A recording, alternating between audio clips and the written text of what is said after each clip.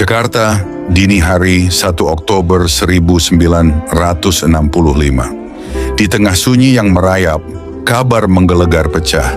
6 jenderal Angkatan Darat diculik dan ditemukan tewas. Sebuah kelompok menamakan dirinya Gerakan 30 September, mengumumkan pengambil alihan kekuasaan. Dari detik itu, tirai misteri menutup wajah Republik. Siapa dalang di balik tragedi ini?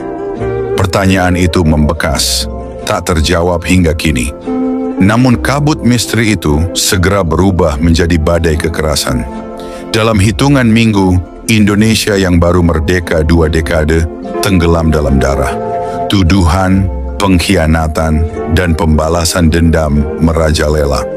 Ratusan ribu nyawa melayang, jutaan orang hidup dalam ketakutan, dan masyarakat tercerai-berai oleh prasangka. Negeri yang tengah membangun identitasnya justru terjerumus ke jurang tragedi paling kelam. Oktober 1965 bukan sekadar kisah perebutan kekuasaan. Ia adalah luka yang membentuk jalan sejarah bangsa. Dari peristiwa ini lahirlah sebuah rezim yang berkuasa lebih dari 3 dekade. Dan hingga hari ini, kabut itu belum sepenuhnya sirna. Untuk memahami Indonesia saat itu, dan mungkin Indonesia hari ini, kita harus menyingkap tirai misteri yang menyelimuti Oktober 1965. Jakarta masih terlelap ketika pintu rumah Kolonel Sarwo Edi Wibowo diketuk keras. Jarum jam menunjuk pukul 5.30, Jumat 1 Oktober 1965. Sarwo Edi baru saja terlelap setelah malam panjang. Dengan mata berat dan piyama lusuh, ia bergegas ke ruang tamu. Di sana berdiri 2 perwira Angkatan Darat, wajah mereka pucat dan tegang. Mayor Subardi dan Mayor Sudarto, Ajudan Panglima Angkatan Darat Letjen Ahmad Yani. Pak Yani ditembak, tubuhnya dibawa entah kemana. Berita itu menghantam Sarwo Edi seperti petir. Hanya 2 jam sebelumnya, sepasukan bersenjata, sebagian berseragam Cakrabirawa, mendatangi rumah Ahmad Yani. Mereka menembak sang panglima dan menyeret jasadnya dengan truk ke arah yang tak diketahui. Kabar itu pertama kali diterima Subardi pukul 04.30 dari Mbok Milah, pembantu rumah tangga Ahmad Yani. Dengan napas terengah, Milah bercerita bagaimana sepasukan bersenjata mengamuk di rumah sang jenderal. Subardi segera meluncur ke lokasi, mendengar kisah serupa dari anak-anak Yani yang masih terguncang. Tak lama istri Ahmad Yani, Nyonya Yayurulia, datang dari rumah tempatnya Tirakatan, tanpa tahu tragedi yang baru saja terjadi. Subardi panik. Ia menghubungi Mayor Sudarto, lalu keduanya sepakat melapor ke asisten intelijen Panglima Angkatan Darat, Maijen Suwondo Parman. Namun ketika tiba di rumah Parman, mereka justru mendengar kabar buruk kedua. Parman juga hilang, diculik dini hari itu. Lalu mereka menuju rumah Panglima Kodam Jaya, Maijen Umar Wirahadikusuma. Umar belum tahu apa-apa, situasi kian mencekam. Subardi menyarankan agar Umar meminta bantuan RPK untuk memblokir jalan-jalan strategis di ibu kota. Umar setuju. Itulah sebabnya kedua perwira ini kini berdiri di hadapan Sarwo Edi. Kolonel Sarwo Edi tak membuang waktu. Ia yakin Letjen Ahmad Yani dalam bahaya besar. Dalam benaknya satu nama langsung muncul, PKI. Dugaan ini bukan tanpa alasan. Sebelumnya, Yani pernah menceritakan padanya tentang sikap bermusuhan PKI terhadap Angkatan Darat. Kolonel Sarwo Edi tahu, ini bukan sekadar penculikan biasa, ini konspirasi. Ia segera menghubungi Komandan Batalion 1 RPK, Mayor Khalimi Imam Santosa, yang tinggal tak jauh. Mayor Santosa melaporkan bahwa pasukannya sedang berada di parkir timur Stadion Senayan untuk gladi resik menjelang Hari ABRI 5 Oktober. Segera tarik pasukan ke Cijantung, perintah Kolonel Sarwo singkat. Waktu sangat sempit. Saat itu kekuatan RPK di Jakarta terbatas karena sebagian besar prajurit sedang di perbatasan Malaysia untuk konfrontasi. Mayor Santosa bergegas ke Senayan, tiba pukul 6 pagi, dan mengumpulkan pasukan. Mereka naik truk menuju Cijantung. Seorang laksamana muda sempat menanyakan alasan mereka pergi, tapi Santosa menghindar dengan jawaban samar. Di perjalanan mereka berpapasan dengan truk perbekalan berisi amunisi kiriman Sarwo. Peluru segera dibagikan, membuat pasukan siap tempur. Batalion 1 akhirnya berkumpul di markas Cijantung. Bergabung bersama mereka adalah kompi dari Batalion 3 yang semula disiapkan ke Kalimantan Barat, serta sejumlah instruktur dari Batu Jajar. Mayor Santosa memberi briefing tegas. Tak satu pun boleh bergerak tanpa perintah. Kolonel Sarwo Edi kemudian menjelaskan singkat. Sejumlah jenderal diculik oleh pihak tak dikenal, situasi genting, dan pasukan harus siaga penuh. Padahal batalion ini hampir saja tidak ada di Jakarta. Akhir Agustus, Brigjen Suparjo mengirim radiogram meminta Batalion 1 ke perbatasan Kalimantan Barat. Sarwo sempat mengirim Mayor Santosa untuk survei. Setelah menilai kekuatan di lapangan cukup, Santosa melaporkan bahwa keberangkatan batalion tak perlu. Anehnya, dalam perjalanan pulang, ia satu pesawat dengan Brigjen Suparjo yang mengaku dipanggil mendadak ke Jakarta. Laporannya sampai ke Sarwo Edi pada 27 September. Andai permintaan Suparjo dipenuhi, pagi ini RPKAD nyaris tanpa gigi. Sekitar pukul 10.30, deru panser terdengar di depan markas Cijantung. Kolonel Sarwo Edi sempat waspada, tapi ternyata yang turun adalah Letnan Kolonel Herman Saren Sudiro, perwira logistik yang dulu ditempatkan atas perintah Ahmad Yani. Herman membawa surat dari Panglima Kostrad, Maijen Soeharto, meminta Sarwo datang ke markas Kostrad. Sarwo ragu, RPKAD tidak berada di bawah Kostrad, dan ia tak terlalu mengenal Soeharto. Namun situasi menuntut koordinasi. Demi mencari tahu nasib Ahmad Yani, ia memutuskan berangkat. Pukul 11.00, Kolonel Sarwo Edi sudah tiba di markas Kostrad bertemu Soeharto. Kehadiran Sarwo Edi bersama satu batalion RPKAD yang siap tempur menjadi kunci peristiwa berikutnya. Pasukan elit ini akan menjadi tulang punggung operasi pembersihan Gerakan 30 September. Bagi Sarwo, misi utamanya jelas, mencari siapa pelaku penculikan atas atasannya. Namun bagi Soeharto, ini momentum menentukan. Ironisnya, nasib para jenderal yang diculik tetap tak segera diketahui. Prioritas operasi pembersihan lebih menonjol daripada penyelamatan Panglima Angkatan Darat. Meski Soeharto berulang kali menyatakan misi utamanya adalah penyelamatan, kenyataan berkata lain. Baru pada 2 Oktober petang, ia memerintahkan pencarian ke lubang buaya. Jakarta sedang berubah. Pagi mencekam 1 Oktober itu menjadi awal babak baru. Sebuah titik balik yang akan menggeser peta kekuasaan negeri ini. Pagi 1 Oktober 1965 dimulai dengan ketegangan yang tak biasa. Keputusan Presiden Soekarno untuk membatalkan perjalanannya ke Istana Merdeka setelah mendengar kabar lolosnya Jenderal Nasution menjadi tanda penting. Rencana semula ia akan menerima sejumlah jenderal untuk diperhadapkan kepadanya sesuai memo Letnan Kolonel Untung yang diterimanya malam sebelumnya. Namun berita bahwa Jenderal Nasution selamat membuat Soekarno urung melanjutkan langkah. Sikap ini menimbulkan tanda tanya.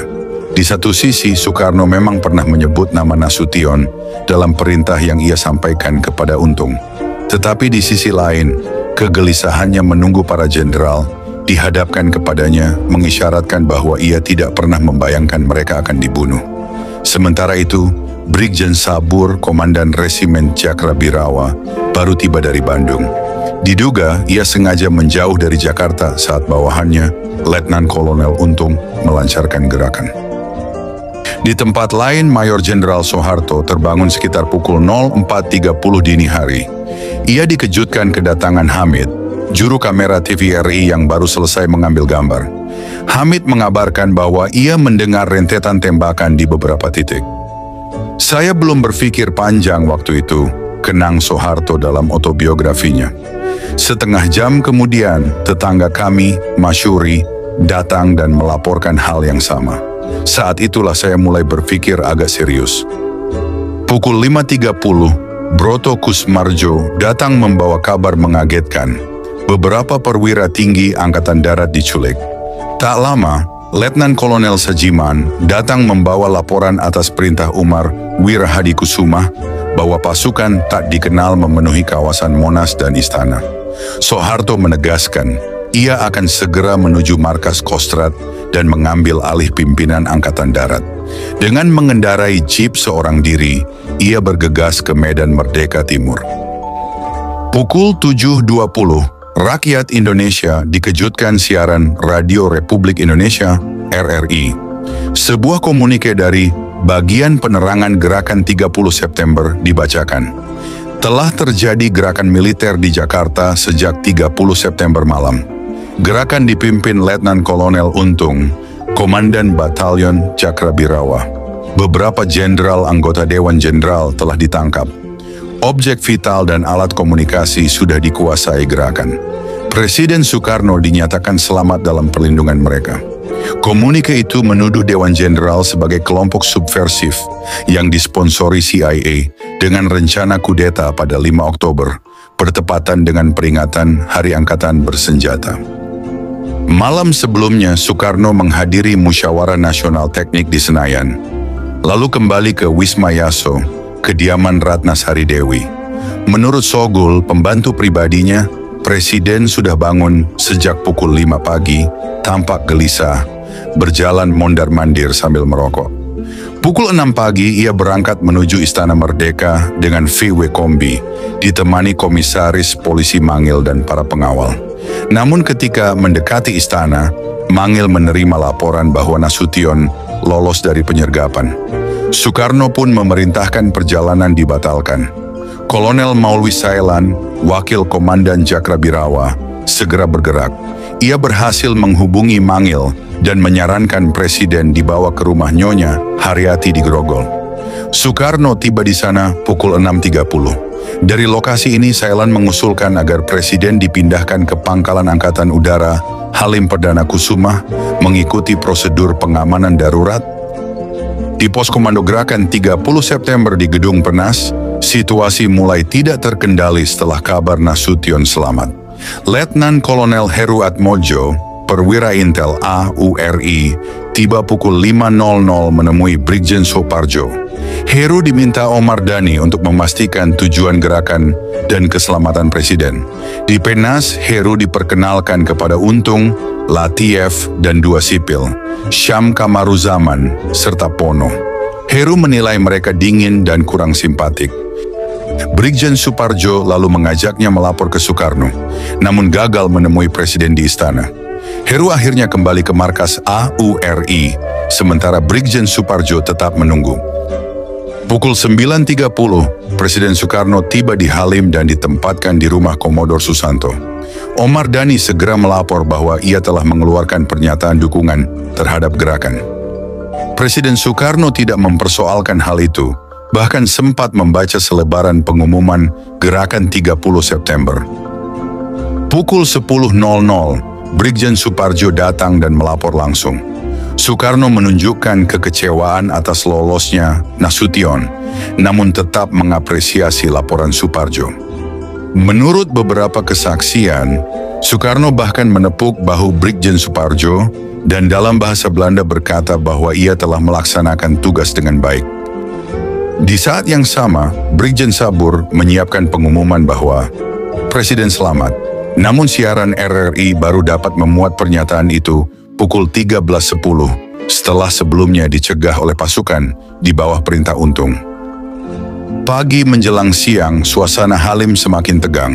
Soekarno menunggu para panglima yang ia panggil, namun satu nama tak kunjung datang.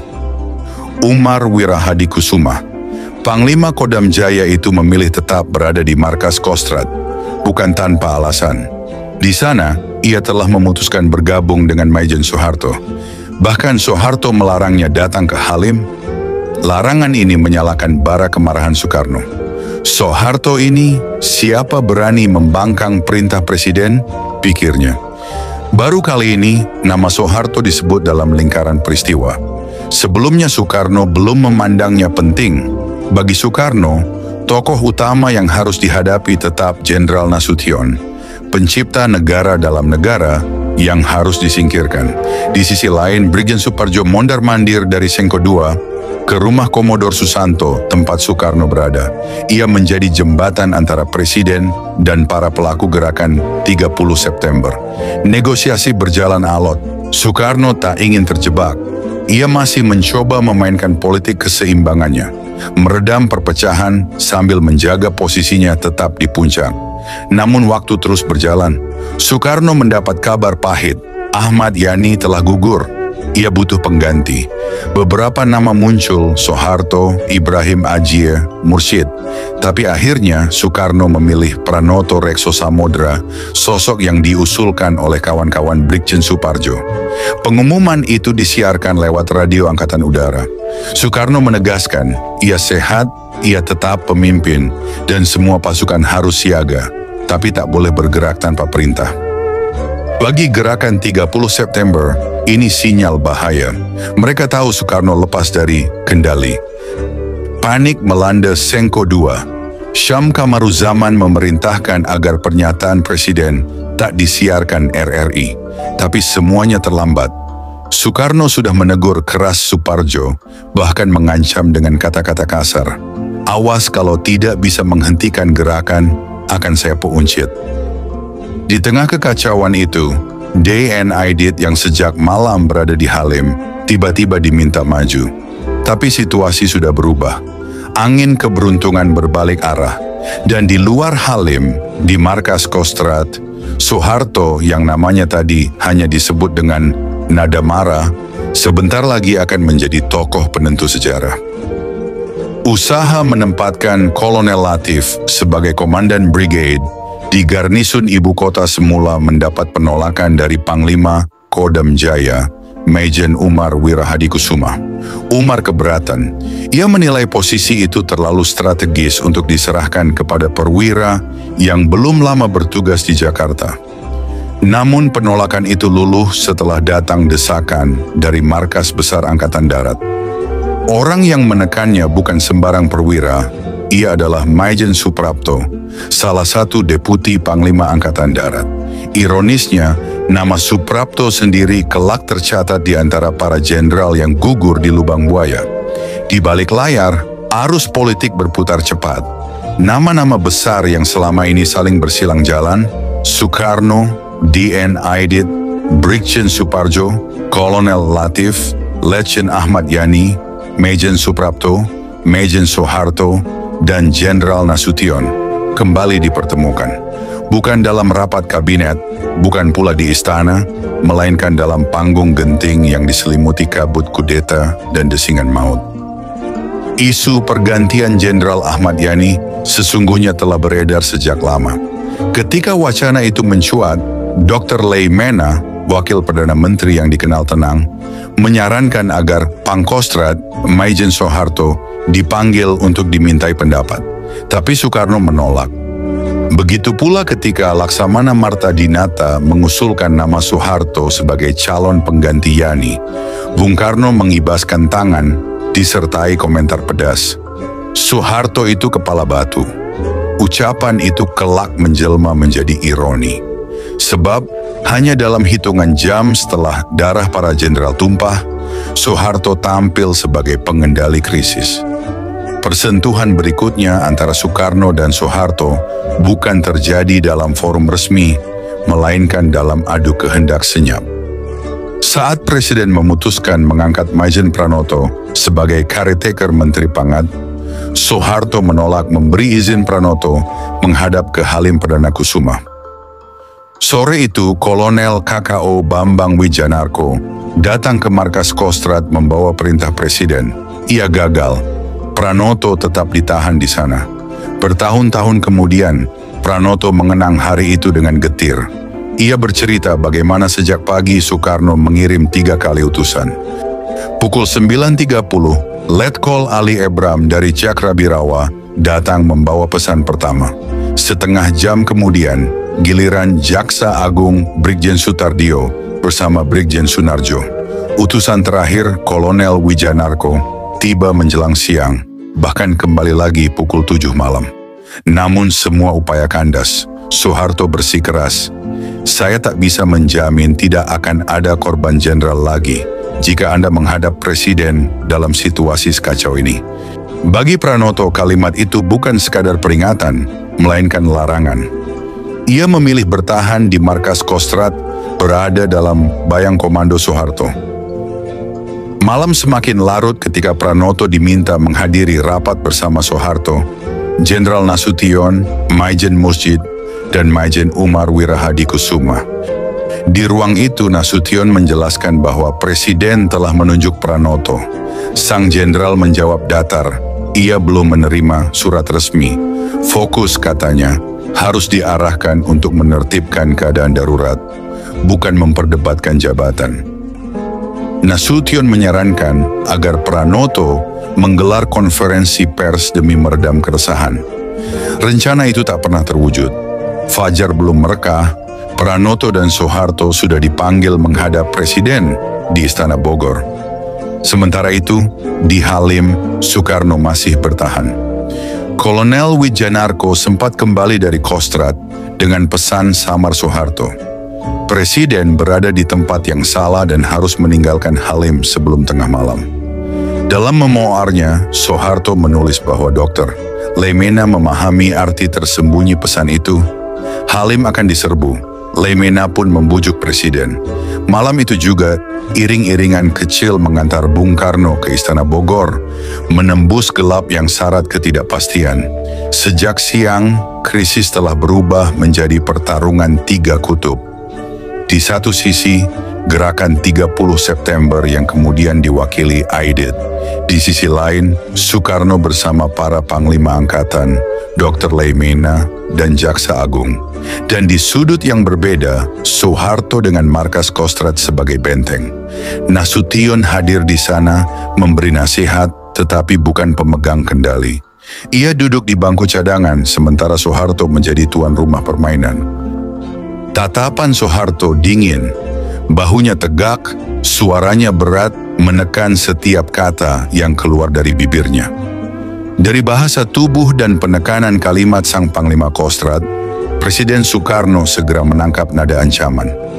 Presiden yang biasa disegani itu seakan merasakan tembok kekuasaan mulai merapat ke tubuhnya. Dengan suara datar namun mengandung tekanan, Soekarno menukas bahwa urusan keamanan dan ketertiban tetap ia serahkan kepada Soeharto. Saat itu, Bung Karno sadar ia tengah berada di persimpangan yang menentukan masa depan kekuasaannya. Soeharto pun memanfaatkan momentum ini. Ia segera meminta rekaman pidato radio Soekarno yang menegaskan pemberian kewenangan memulihkan keamanan. Petang itu, Soeharto meninggalkan Istana Bogor dengan 1 poin kemenangan. Ia telah menembus labirin peristiwa awal Oktober 1965. Malam berikutnya, pukul 1.30, suara Soekarno yang terekam dipancarkan melalui gelombang RRI. Isinya jelas. Panglima Kostrad diberi tugas memulihkan keamanan dan ketertiban. Namun sebelum titik ini, Jakarta sempat menjadi panggung tawar-menawar kekuasaan. Bukan hanya antara Soekarno dan Soeharto, tetapi juga antara Soekarno dan DN Aidit. Melalui Brigjen Suparjo, Aidit mencoba mempertahankan pengaruhnya. Bung Karno menuntut susunan Dewan Revolusi direvisi. Ia ingin memasukkan sejumlah nama dari kabinetnya, serta jenderal-jenderal yang dianggap loyal. Yang terpenting, seluruh kendali negara harus kembali ke tangannya, sementara gerakan 30 September menghentikan aksinya. Bagi DN Aidit, tuntutan itu seperti pisau yang mengiris urat nadi. Mengakhiri aksi berarti mematikan peranannya, dan pada akhirnya, nasib partai yang ia pimpin. Situasi ini bukan lagi soal politik, melainkan hidup dan mati. Ia pun memilih jalan kompromi separuh hati. Susunan Dewan Revolusi direvisi, menambahkan nama-nama seperti Dr. Johannes Leimena, Maijen Umar Wirahadikusuma, Brigjen Solicin GP, Brigjen Andi Rifai, dan Nyonya Supeni. Tetapi nama-nama dari Angkatan Darat, Brigjen Riyad Judu, Brigjen Amir Mahmud, Maijen Basuki Rahmat tetap bertahan. Dalam soal kekuasaan, DNID tidak bergeser.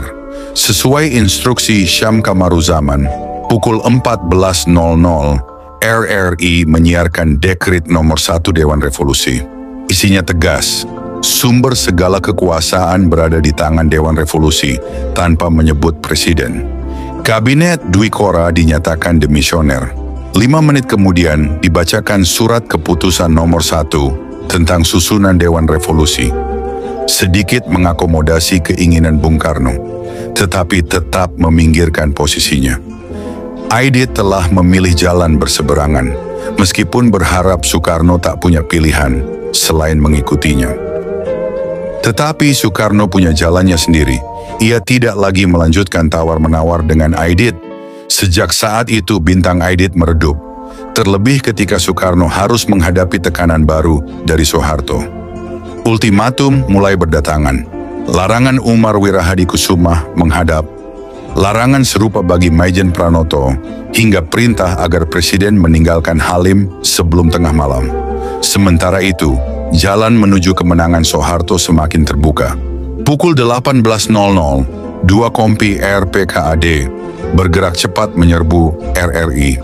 Tidak ada perlawanan berarti, hanya 20 menit stasiun itu dikuasai. Pasukan gerakan 30 September yang dipimpin Kapten Suradi sudah hengkang. Soeharto bahkan berhasil menarik Batalion 530 bergabung dengan Kostrad. Mereka dipakai untuk mengamankan kantor Telkom dan melucuti sukarelawan yang dilatih Mayor Udara Sujono. Saat serbuan terjadi, yang tersisa hanyalah beberapa sukarelawan bermodalkan pelatihan singkat, mudah dilucuti. Siang itu, Kolonel Sarwo Edi dan pasukannya telah tiba di markas Kostrad, siap menjadi palu terakhir dalam strategi Soeharto. Dengan penguasaan RRI, Soeharto bebas mengumumkan kendali. Suaranya mengudara. Telah terjadi gerakan kontra-revolusioner yang menamakan dirinya Gerakan 30 September. Presiden Soekarno berada dalam keadaan aman untuk sementara pimpinan Angkatan Darat kami pegang. Ia menekankan persatuan antara Angkatan Darat, Angkatan Laut, dan Kepolisian tanpa menyebut Angkatan Udara. Target berikutnya, Halim Perdana Kusuma. Pukul 2 pagi dini hari, 2 Oktober, pangkalan itu dikuasai tanpa setetes darah.